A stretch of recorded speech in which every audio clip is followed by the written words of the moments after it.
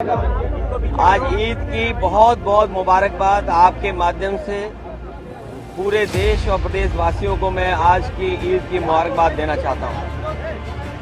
हमारे देश की मिली जुली संस्कृति, यहाँ हम सब मिलकर के एक दूसरे के त्योहारों को मनाते हैं। अभी कुछ दिन पहले होली का त्योहार था, हम लोगों ने मिलकर के मनाया। आज ईद हम लोग मिलकर के मना रहे हैं।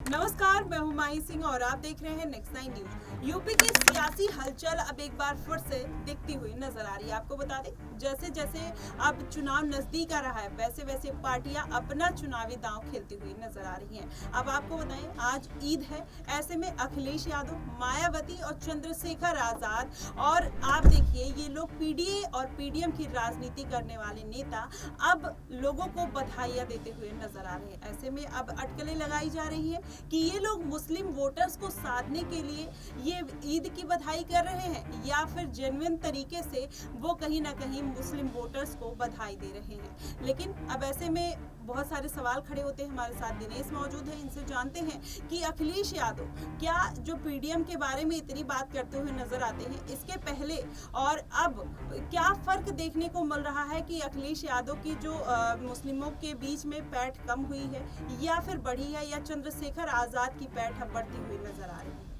देखिए माही, जिस तरीके से अखिलेश यादव लगातार मुस्लिम वोट बैंक को साधने की लगातार कोशिश करते नजर आते हैं। हमने देखा है 2022 के विधानसभा चुनाव की बात करें, 2019 में लोकसभा चुनाव की बात करें, 2017 में विधानसभा चुनाव की बात करें या फिर 2012 के यूपी विधानसभा चुनाव की बात करें, जहां पर मुख्यमंत्री की कुर्सी पर बैठे थे अखिलेश यादव, उस दौरान भी जो है मुस्लिम वोट बैंक का अच्छा खासा सपोर्ट इनको मिला था। दूसरी तरफ पीडीए की राजनीति की जहां तक बात है, आपने जिक्र किया, तो पिछड़ा, दलित और ए के अंदर अनेक यहाँ पर जातियों को यहाँ पर समीकरण को बनाने की कोशिश यहाँ पर अखिलेश यादव की तरफ से की गई है। पिछले दिनों एक चुनावी कार्यक्रम में उन्होंने कहा था कि ए का मतलब मेरा अल्पसंख्यक सिर्फ नहीं है, अल्पसंख्यकों को भी यहाँ साथ लेकर के चलना। इसके साथ साथ आधी आबादी का भी जिक्र करते हुए नजर आए, यानी कि महिलाओं की बात करते हुए नजर आए कि महिलाओं को भी साथ लेकर के समान हिस्सेदारी के साथ हमें आगे चलना होगा। और ऐसे में इनके अखिलेश यादव पीडीए के दम पर इंडिया गठबंधन में शामिल होकर के और अपना वो पुराना वोट बैंक फिर से स्थापित करना चाहते हैं। पिछले कई सर्वे में हमने देखा है कि 7 से 8 सालों के दरमियान जिस तरीके से लगातार मुस्लिम वोट बैंक का कुछ यहाँ पर जो झुकाव है वो भारतीय जनता पार्टी की तरफ से देखने को मिला है। और ऐसे में बीजेपी को कहा जाता है कि हिंदुत्व की राजनीति करती है, लेकिन यूपी विधानसभा चुनाव के दौरान हमने देखा हाल ही में जिस तरीके से फिर से लोकसभा के चुनाव है और इस दौरान कई जगह पर ये खबरें सामने आ रही हैं, चाहे पश्चिमी यूपी की बात करें या फिर जो है पूर्वी यूपी की बात करें, जहाँ पर मुस्लिम आबादी अच्छी खासी है। और वहाँ ये कहा जा रहा है कि बीजेपी समर्थित यहाँ पर उम्मीदवारों को मुस्लिम वोट बैंक का भी अच्छा खासा सपोर्ट मिल रहा है। यानी कि जो झुकाव है वो कहीं ना कहीं अखिलेश यादव हो, मायावती हो, चंद्रशेखर आजाद हो, इनके लिए घातक साबित हो सकता है। और ऐसे में ईद के मौके पर आज उन्होंने कहा है कि गंगा जमुनी तहजीब को हमें बचा करके रखना है, बना करके रखना है और उत्तर प्रदेश और देश की प्रगति के लिए लगातार काम करते रहना है। और कहीं ना कहीं आज ईद की बधाई देते वक्त उनके साथ यूपी कांग्रेस अध्यक्ष अजय रॉय भी मौजूद थे। तो कहीं ना कहीं जो गठबंधन है, इंडिया गठबंधन है, उसके जो दरमियान यहाँ पर चर्चा चल रही है, उस आधार पर कांग्रेस पार्टी, समाजवादी पार्टी इस पूरे मुद्दे को भुनाना चाहती है, लोकसभा चुनाव में इसका लाभ लेना चाहती है, क्योंकि उत्तर प्रदेश सबसे बड़ा यहाँ पर जो है राजनीतिक आधार पर देखा जाए तो प्रदेश है। और ऐसे में यदि 80 सीटों में 50% सीटें यहाँ पर इंडिया गठबंधन जीत पाता है तो ये वाकई में बीजेपी के लिए बड़ा झटका हो सकता है और कहीं ना कहीं प्रधानमंत्री नरेंद्र मोदी का तीसरी बार पीएम बनने का सपना चकनाचूर हो सकता है। जी बिल्कुल दिनेश, जैसा कि आपने बताया कि ये पूरा जो समीकरण है कहीं ना कहीं वोट साधने की कोशिश की जा रही है, लेकिन अखिलेश यादव अब जिस तरीके से एक्टिव मोड में नजर आ रहे हैं, ऐसे में कहा जा रहा है कि वो अब पीडीएम की राजनीति को और तेज रफ्तार देने वाले हैं। पहले तो आप ये वीडियो देखिए कि इतने दिन बाद अखिलेश यादव ने मुस्लिम वोटर्स को लेकर और ईद की बधाई उन्होंने क्या दी और किस तरीके से उन्होंने क्या कुछ कहा। आज ईद की बहुत बहुत मुबारकबाद। आज ईद की बहुत बहुत मुबारकबाद। आपके माध्यम से पूरे देश और प्रदेश वासियों को मैं आज की ईद की मुबारकबाद देना चाहता हूं। हमारे देश की मिली जुली संस्कृति, यहाँ हम सब मिलकर के एक दूसरे के त्योहारों को मनाते हैं। अभी कुछ दिन पहले होली का त्योहार था, हम लोगों ने मिलकर के मनाया।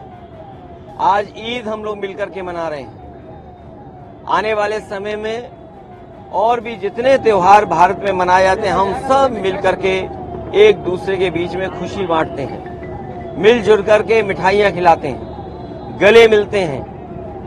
यही हमारे देश की पहचान है। हमारे देश की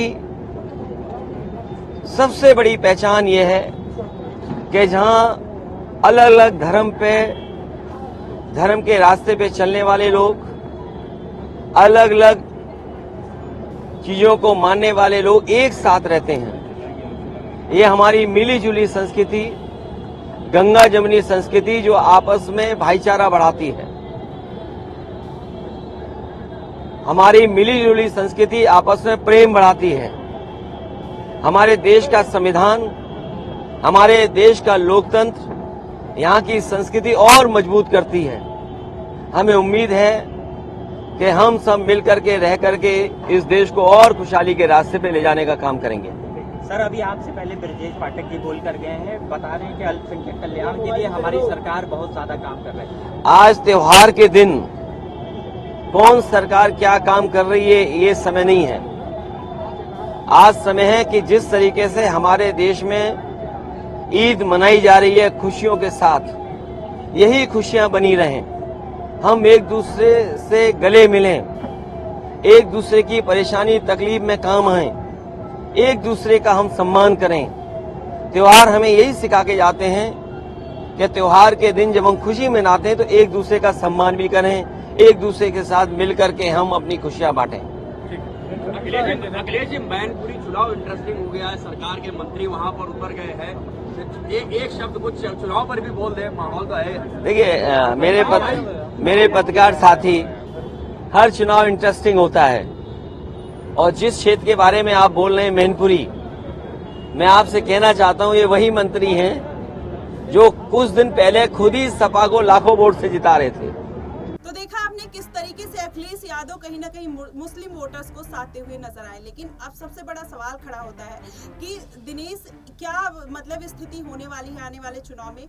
मायावती हैं और चंद्रशेखर आजाद हैं, अखिलेश यादव हैं, पल्लवी पटेल है, ओवैसी भी अब इस चुनावी माहौल में कूद पड़े हैं। अब ऐसे में आपको क्या लगता है कि इन सभी पार्टियों में किसका पलड़ा भारी होता हुआ दिखाई दे रहा है? देखिए, यहाँ पर देखा जाए तो माही, अभी तक उत्तर प्रदेश का जो सियासी समीकरण दिखाई दे रहा है, 19 अप्रैल को पहले चरण के चुनाव होने हैं और ऐसे में भारतीय जनता पार्टी को साइकोलॉजिकली एज मिलता हुआ नजर आ रहा है, क्योंकि तमाम मुद्दों को यहाँ पर साधने की कोशिश की जा रही है। लेकिन एक जो लूज पॉइंट यहाँ पर दिख रहा है भारतीय जनता पार्टी के लिए, 12 सीटों पर अभी तक प्रत्याशियों का ऐलान नहीं किया गया है। और जो सूत्रों के हवाले से खबरें मिली है उनके मुताबिक यहाँ पर रामनवमी के अवसर तक यहाँ जो तमाम प्रत्याशियों का ऐलान कर दिया जाएगा। ऐसे में कई ऐसे दागी चेहरे हैं। वरुण गांधी का पीलीभीत से टिकट काटना कहीं ना कहीं महंगा साबित हो सकता है। कैसरगंज से बृजभूषण शरण सिंह का टिकट काटना यहाँ पर महंगा हो सकता है।